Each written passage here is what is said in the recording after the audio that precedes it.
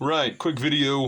Just bought these Bobcat style bolt-on teeth from Titan Attachments. Not a heavy equipment guy, but getting familiar, mechanic, anyways. But anyway, got these bolt-on teeth with replaceable pin-on shanks. Teeth, bolt-on shanks. They supply these pins that have a very stiff rubber in the center.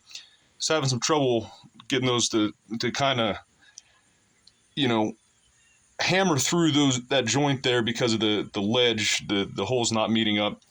So what I found works very well. Take your bench vise, or a press would do it, which is what I came in here to use. But compress either side of that pin as far as you can to get that rubber a little bit supple.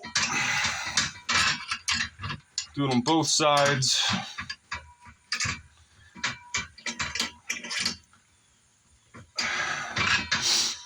And that's good. Put that down. And now, sorry about that. You want to take your tooth assembly. Remember, take the back. That's going to go facing the inside of the bucket. Get some lubricant. Get a little wet in there so it slips through that joint.